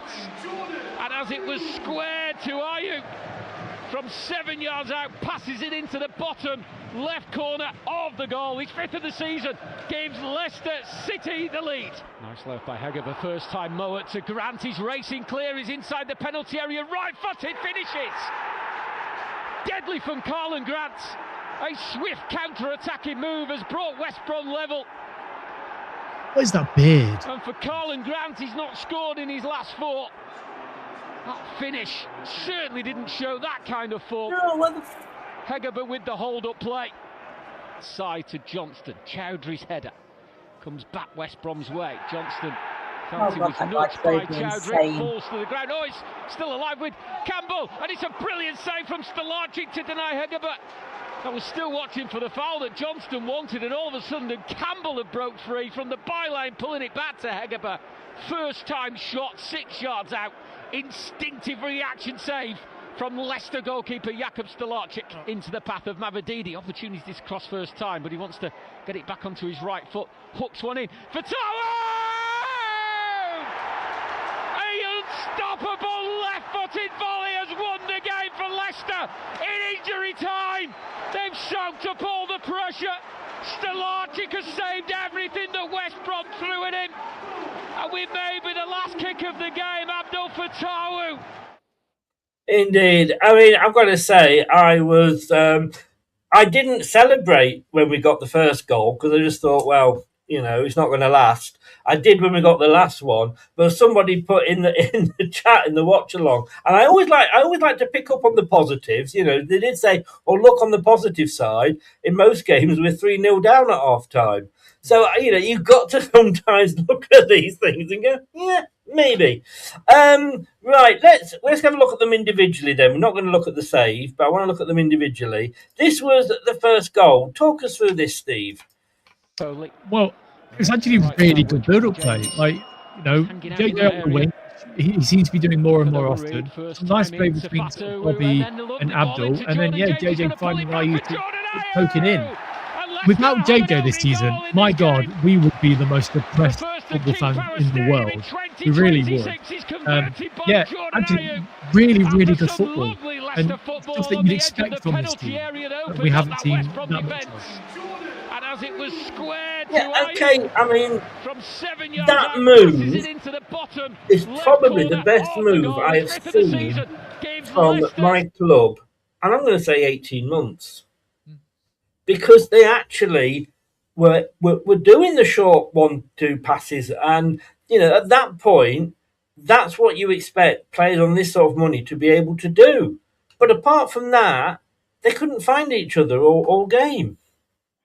No, and I think that is genuinely a result of confidence and nerves. Like Ben Nelson alluded to it a couple of weeks ago when he did his post-match interview, that they get really nervous coming out into the matches now because they know they're up against it. They're in a bit of a rut that they've been in for 18 months, and it's hard. It's like pushing treacle uphill sometimes. So you do feel the weight of that. And I feel like that goal worked so well and it was successful because there was no time to think. And one-touch football, there's no time to think. You just rely on your skills, you rely on your nous, and it works really well. And some of the 3 best ball players were involved in that move there. So that's what happens when you can play a bit freer and when you kind of let your guard down a bit and let your nerves rattle away. But then as fans, I don't know whether Steve agrees, but when Leicester take the lead, as fans, you feel the tension because you just think we're going to throw it away. So I think the players will probably feel the same.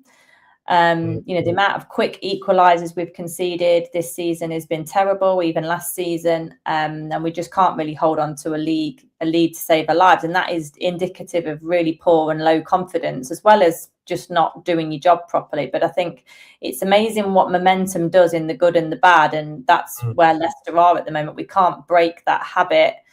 And it's kind of one of those things that if you can string 3 wins together and keep a clean sheet in the middle of those 3 somewhere, you've got a good chance of turning a corner, but we just can't quite make it at the minute. Yeah, indeed. And when you say 3 good ball players, you say what you were trying to say, I think, was 3 good ball players and Jordan Ayew.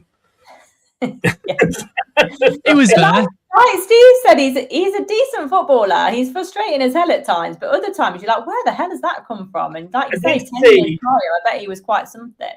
I did see a TikTok during the week where somebody had put it up, some fan had put it up, where Jordan Ayew was trying to do a bit of dribbling, kept hold of the ball, but eventually ended up passing it back. And his comment was, our new number 9 ruining the legacy. And I'm like, yeah, well, whatever. Well, is it indicative of Leicester City that you can see us getting a result against Coventry, but also you can see us losing to Cheltenham and Oxford the following week, because that's just how we are. It is. No, you're quite right. Kate, now, look, my thoughts on Ricardo. Apparently on this one, he was more bothered about putting his hand up. Whether he needed to go to the toilet because he was a certain age, I don't know, but it might have been the fact that he was claiming for offside and just let the player run away. I mean, when you look at this, their player he could have a picnic, couldn't he, in that corner? Where was the defence? Where was our right back? A swift counter-attacking move really has brought poor. West Brom level. Really, really poor. And for Colin Grant, he's not scored in his last I've 4. seen these goals. Backup not had time Finish goals today. certainly didn't show. Look at all that space. Heger but with the hold-up play. But people are saying, if my memory serves me right, because I said it straight after we conceded, and we I've not seen it back, so I couldn't have been sure when I was talking about it. But I'm sure Monga messed up on the byline, and that's what turned over possession as well. I mean, you shouldn't leave yourself open like that. Ricardo had an absolute stinker there. But it's full of people not doing the job and making sure, this team at the moment. But he's on 60 grand a week. He's supposed to be our best defender. Talking about money, Chris, it doesn't matter. It doesn't matter. All these players from Norwich to Sheffield Wednesday to Manchester City, they're all on bonkers money. No, he happens. No, I agree. But he happens to be shit at the moment, and he is one of our third most. Your money's not related to good games or bad games, is it? It's just your wages. Well, he knows he's not bothered whether he gets a win bonus or not. He's going to go home with 60 grand in his pocket on Friday night. I actually think that's a bit unfair on Ricardo. That's because massively unfair on Ricardo. He's probably the I best think he cares the most in this team more than most people, I would say. Because the first time we went down, he was one of the players that wanted to stay. He didn't actually put in a request to leave at all. He wanted to stay and bring us back to where we are. And look, he's had some terrible injuries in the last 2 or 3 years. And I just think that a Ricardo of 3 years ago probably would have caught up to him then, and we would have cleared the ball. Yeah, his legs have gone. He's in his mid-30s now. 3 years ago, Frank Worthington used to be a good player. Let's dig him up out of his grave and put him on the pitch, shall we? Chris? What point do you want to make?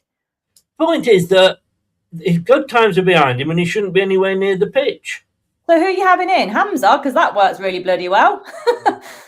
I'd bring Koulibaly back. I don't think we've got anything to lose. Behave yourself. Behave yourself. No, his team doesn't want him Ricardo, you could run faster than Ricardo. I'm doing a lot of running at the moment, so I could probably do a job, but I'm not very good. It doesn't matter. As long as you can sort of, I don't think that's Ricardo's fault yesterday, because it took one pass for it to be, to break through our entire defence. If we kept hold of the ball and passed it, doing? Wasn't he keeping an eye on the game? Even if he can run, 100 meters in 8 seconds, I don't think it would have made a difference. He'd have got back. We just got caught on the counter. If I can't see it on that, how it broke it down, but I'm sure that we lost it from a stupid hospital pass, and I'm sure it was Monga which made them counter, and we can't handle it on any day. And it just happened to go. That guy was hanging out wide, probably because he's been told to, for lots of different reasons. Yeah, don't get me wrong. Ricardo's having a stinker of a season, but I don't know how you can just cast him aside like he's given us nothing, because he's one of the few world-class players we've had in the last 5 years. Yes, we've had. I agree. We've got no replacement, Chris. We've got no replacement. Hamza is terrible. He's worse than Mickey I'm not saying Hamza. We've got a January transfer window. Koulibaly isn't a footballer. I'm convinced of it. He was not. We've only seen him once. How can you be convinced? We've only seen him one game. You like people off at the wheel, so why can't I? So looking at I hate a woman's logic. I really do. Looking at the actual goal itself, it started off from the goalkeeper. They passed it out to the wing. Monga didn't. He tried to put the tackle in, but he got past him too easily. And Nelson committed to the ball, missed it, and then that's when the ball got through.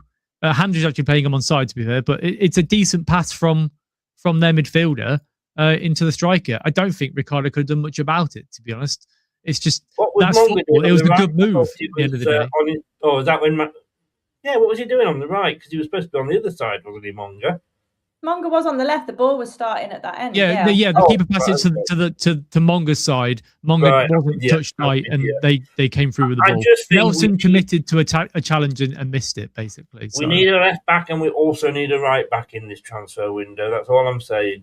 Let's move on. That's not what you're saying. Don't you recoil? That's not what you're saying. You're saying Ricardo's wank and he doesn't deserve his money. And I'm saying of all the players, Ricardo is wank, which is why I'm saying.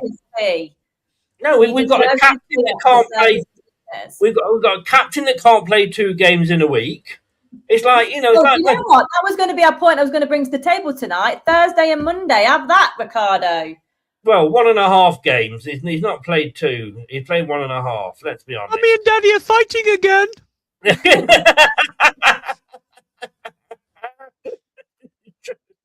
Fair point, Steve. Fair point. No, I will die on this hill. I'll tell you. We need. I'm not coming to your funeral. Yeah, well, I would expect you would be Ricardo invited. might, but you might piss on your grave instead. Yeah, but the thing is, but he's that old, but it takes him that long to piss. He'd be caught and taken out the cemetery. The reason I'll defend Ricardo is that, yeah, okay, his legs have gone. That's true. But look, the Sheffield United game and several games before that, there have been players that have been trying to walk off that pitch without coming over and clapping the fans. He's the first one to drag every single person over, and he stands there and takes it. You know, he's somebody that does care about his football club. And whilst his legs might be he'll go in the summer. But at this point, he's the best option we've got at that right back position. And yeah, he's better than Hamza, and he's better than Aluko. And who else are you going to put in if you don't play those two there? Buy somebody in January. Or you don't have the money. Easy, right? It's really easy. Somebody in. We sent Carranza back. We haven't got Antonio on his wages. Anyway, we will agree to disagree on that. I'm not inviting you lot on again. Right. Next Tuesday when we have this debate. Then, I can't wait to go on holiday. I should have gone on holiday next week. Steve, talk us through this one. The opportunity to cross first time, but he wants to get it back onto his right foot. Hooks one in. Yeah, it was a really good cross by Steffi, to be fair. I actually didn't realise it was Steffi that had come on. I thought we'd left Monger on. So when he said Steffi, I was like, Steffi? But yeah, and the finish was great. He didn't get picked up by their defence, which was something that we'd expect on our side. Look, as a goal to win a game, perfect. Last minute, that's just what you want to pick up the fans and the team. So let's hope that they Steffi celebrated as well. Steffi was going nuts then as well. Yeah. And it's nice to see, because look, I think Steffi's a little bit over. I think his ego is quite big and he overrates himself a little bit. But that was a really good ball into the box. Can I just ask, Kate, were there boos at all yesterday? Did you hear any boos? At half time, I can't really remember other than that. Okay. What was the reception like at the end? They booed them. We won the game, but they booed them anyway. It's fine. I don't think they booed. There wasn't a resounding cheer or anything like that. I think it was pretty quiet. Now, I couldn't do Ricardo 2 weeks, so thought we'd have a look at Hamza. Now, his stats for the game: he played 90 minutes. He didn't score, obviously. He only had one shot. Fair enough. Chances created 2, fouls committed 2. He got the only yellow card. He made 41 passes. His passing accuracy was 87.8%. 2 tackles, 100% of tackles won. I mean, if you look at that, created for them. No, don't be sarcastic, young Stephen. I'll send you to we're not allowed to abuse players. Only Chris is. Also, it's not Stephen. Thank you very much. I called him that. I know you did. That's why I did it. That's his Sunday name. That's his daddy telling him off name. No. My name is not Stephen at all. My dad calls me Steve. Thank you very much. What I'm saying is, though, and of course, look, I'm playing devil's advocate, as you two well know. What I'm saying is, was he as bad as I seem to imagine he was when I was watching the game? Yes. Next. That's going to be interesting in a minute. Okay. Do we sell him in January? You haven't said how much Hamza's on per week. 35, isn't it? I don't know. You know how much Ricky P's on. I'm just wondering if I do, because he's on so bloody much. I don't know how much Hamza is on, but Hamza could be going. Last year as well. Did he? Mm-hmm. Don't tell me we'll go and find out how much he's on then. Anyway, next question. What else are we saying about Hamza? No, what I was going to say was rumours he's going to go in the January transfer window. Sheffield United really, really they love him as a right back. They want him. Do you let him go?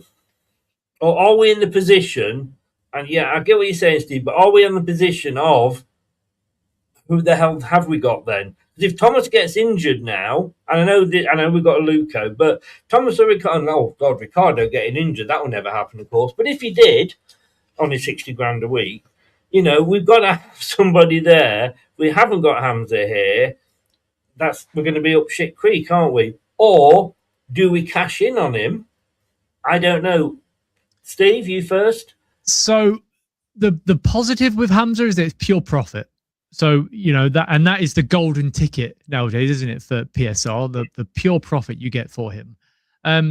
By all accounts, and what I've heard and other people have heard as well, that he didn't want to come back in the summer. He wanted to sign for Sheffield United in the summer. And he would have done if they got promoted. It's only because they didn't get promoted they didn't sign him for whatever. And also they changed the manager, to be fair, so they probably didn't want him because of that. But by all accounts, he does like that. He likes Sheffield United. He gets on well with the fans. The fans really love him. And if it did mean that we had a little bit of money to spend, because 4 million pure profit is actually a decent amount to spend, because it's a weird thing, because it looks good on the balance books, 4 million, but if you can then spread that over somebody else's contract, sort of thing, so it means that we could probably spend a little bit more. I would personally, because he's a bench sitter that plays the odd game at right back and left back and centre back. He's not a starter for us, and we should have got rid of him 2 or 3 years ago. He wasn't good enough then. He's not good enough now. But then he's championship player, so I guess he's good enough for the championship. 50 grand, Kate. You want to say something now, don't you? Only 10 grand less than Ricardo. 50 grand and Danny Ward's wife. But you don't have anything to say about it. You keep talking about everybody else's wages, and I'm just wondering why you're not talking about I didn't know. In fact, how much did I say Ricardo was on? 60? He's actually on 80. I don't know how much truth, because bear in mind that would be on Premier League wages. There will be reductions. This is capology that is, I think, is as near to the thing. Every single footballer is overpaid. It is the market of being a professional footballer. If you can make it to the top couple of divisions in England, you are laughing, and you are. I would agree and say that if I'm saying Ricardo's not worth 80, this guy's not worth 50. If he's worth 50, Ricardo's worth 200. He is 4 times the player of Hamza Chowdhury. He may not be right now in this moment, but as the 5-year contract goes, he is well worth his money. We will agree to disagree. So do you sell him or do you keep him? Well, the problem is with football is everything is a revolving door. Like, didn't we miss out on that Adam, what was his name, beginning with H? Because Jorginho Rutter went to Brighton, and all of that, Hojcek, his name wasn't it? Adam Hojcek or something, the other summer. Like every single club and every single transfer happens because other transfers are able to happen, and it's the domino effect. Yeah. Like, I hope we can get rid of Winks and Fass. Winks clearly is. We agree on that. We agree on that one. Hopefully Winks can go, which is 80 or 90 grand a week, whatever he's on.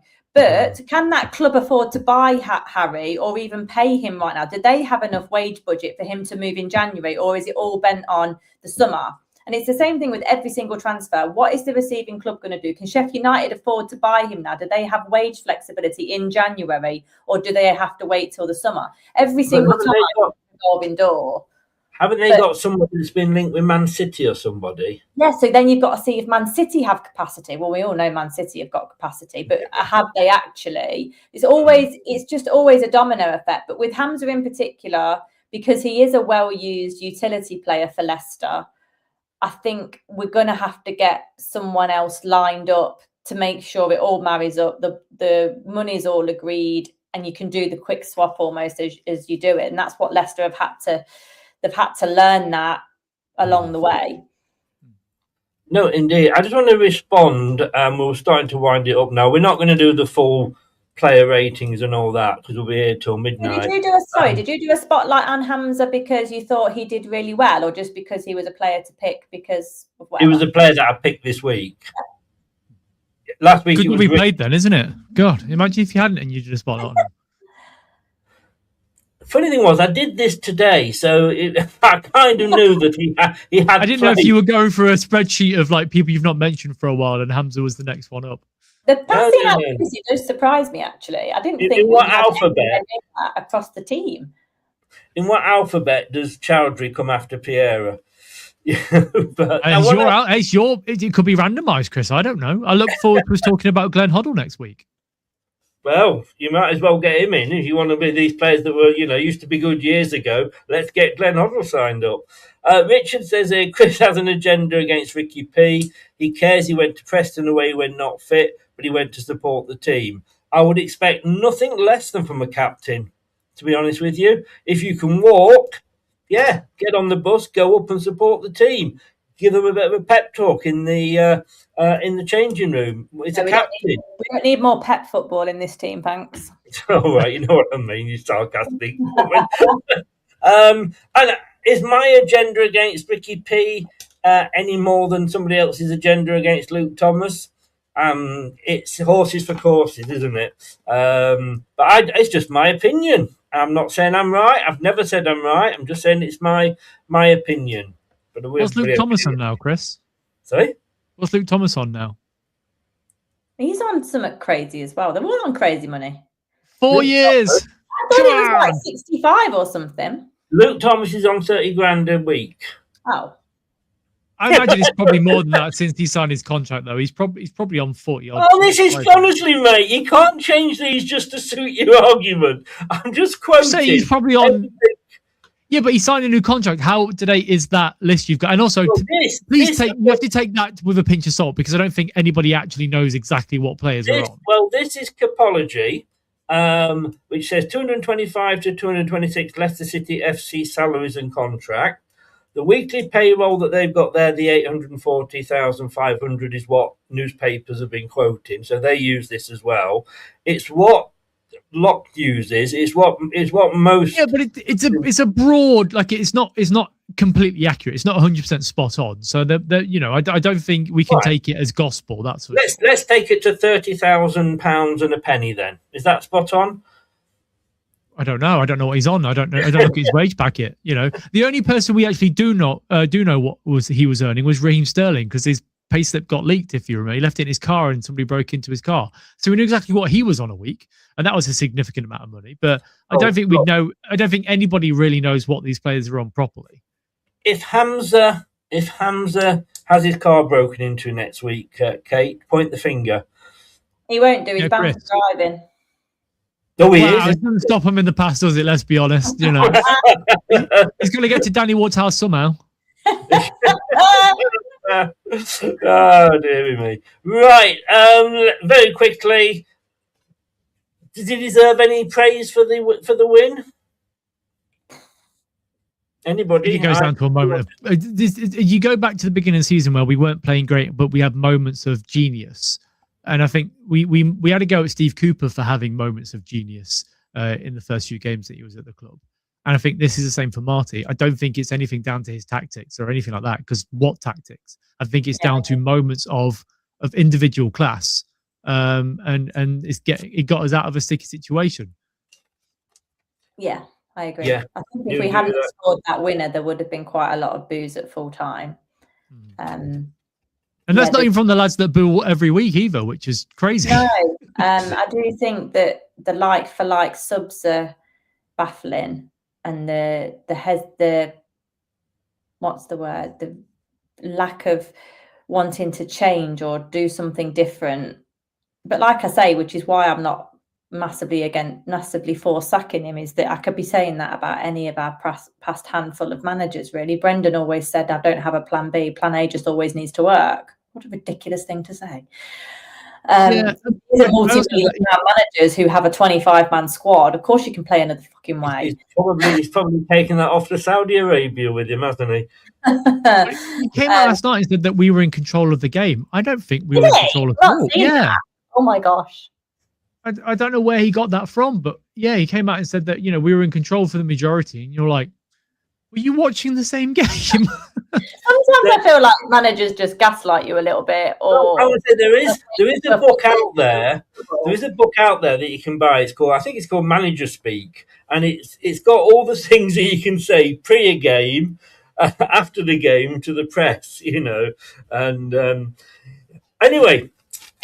Yeah, I don't think he deserves a bit of praise. I'm not going to go down Donkey of the Week because we'll all disagree on that one as well. But we'll go on to team rating. Now, you gave the team a 5, Kate.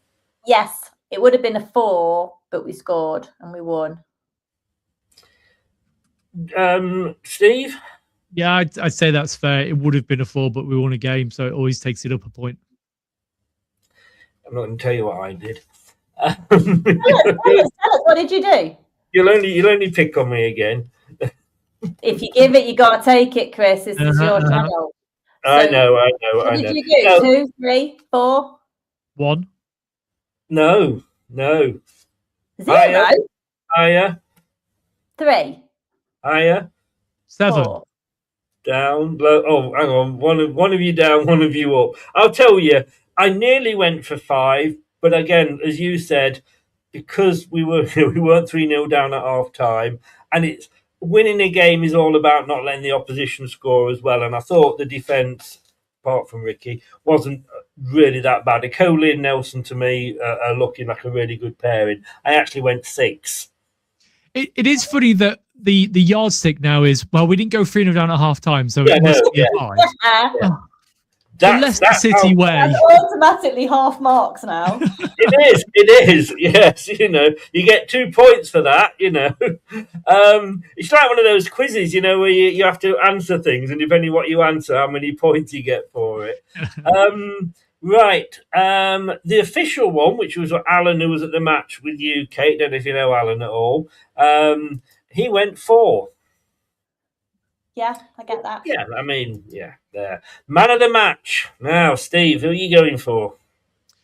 Jakob, because if it wasn't for him making those saves, we probably would have lost the game anyway. So, yeah, Jakob, and then possibly, I think JJ did okay, but yeah, Jakob for me. It's a horrible thing to say because he was terrible at Jakob was, but he made saves and we won the game. So, how much is Jakob?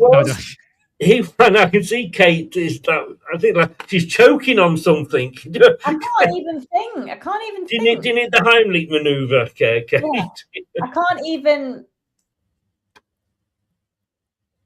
I suppose the person that I agree with you, Chris, in that I don't think Coley and Nelson did a lot wrong. No. So I'll go for Nelson. You're going for Nelson. Sky went for Stolarczyk. I was surprised after everything that we said about him in the Pick and Rick show, and we both put Berkovic as our goalie for the match. So he did come out. He made a couple of flops as well. There was one thing he came out and he was like that with the ball, like a kangaroo. But he did make some good saves as well. And Sky gave. It's the same at Sheffield United on New Year's Day, but when he makes a save, he gets a bloody big cheer, man. That's never good. Yeah, when you catch the ball from across and everyone's going, ah! Yeah, no, mate, you maybe should take some time out. Yes. I didn't go for Stolarczyk. So I'm with you there, You Kate. went for Ricardo.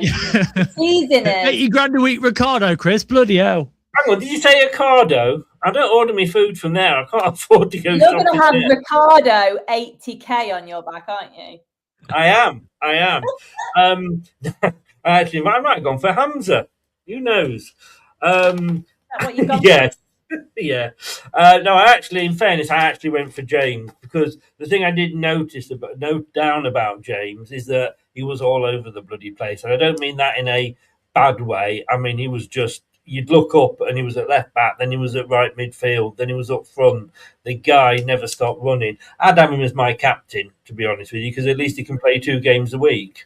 Do you know when when we signed Abdul and everyone was like, we better sign him permanently because there'll be a riot if we don't sign him permanently. Yeah. It will be 10 times worse if we don't sign J in the summer. Because he is the only positive, I would say, this season that has been consistent. And without him, we'd be in deep shit right now. I'm worried. I mean, I don't know if you were watching it. It was on Sky last night, of course. And the commentator on Sky was saying that they need to make sure they sign him up quickly before somebody else nips in and gets him. Which I don't know if that's because we've got first refusal, haven't we? I thought so. But he can turn us down still, so he doesn't have to. It's not this is an automatic contract and you're signing it. He could still say no, I'm not signing. Yeah, that's why I said lock him in the cupboard for after the last game of the season until he signs it. Him and his agent, get him in there. Yeah, don't let him leave. Also, I don't think there's enough we bang a lot of negative drums, but we don't talk about the positive drums of the recruitment team here to get him. Because I said last night at the game, actually, how has no one else come in for this kid in the summer last year? Well, I was saying when we went to the Premier League, I was saying we should have signed him from Birmingham because he went on the cheap from Birmingham. We should have been that should have been the player we should have been like, let's get him now. Yeah. Sort of. But why hasn't anybody else tried to come in? I don't get it. You don't have to watch much of him to know what he's about. Is it just me, or does anybody else see another Lookman here? Oh, I don't think he's getting the Ballon No, d'Or. because Lookman was really frustrating. Yeah, No. What I mean is we all wanted Lookman, didn't we? We all wanted him to sign. We wanted him to stay. And then we hadn't got, what was it, only £10 million? Only. I think a lot of people wanted him to stay because he looked very, very fair value. He wasn't a superstar. He didn't make the impression that JJ has. But the money at the time was only 50 million. Like, get him signed up. Like, it's a decent purchase. No one ever thought he'd go on the trajectory he did. But with JJ, we've got a special kid here and he's hauling this team up by the scruff of the neck. I mean, that was down to Rodgers, though, wasn't it? Because he didn't want him in the end, and that's why we didn't sign him because Rodgers didn't. I thought it was because we hadn't got the money. Well, so by all accounts, we probably would have signed him, but Rodgers had the final say on these players, and and it was a mixture of the both, but more of a case of Rodgers like, just not having him, and that's why we didn't sign him. Well, you see, if we hadn't got the we could have afforded him. Well, yeah, but then again, that season, if we hadn't have fucked around and kept Fofana for so long, we probably would have signed more players.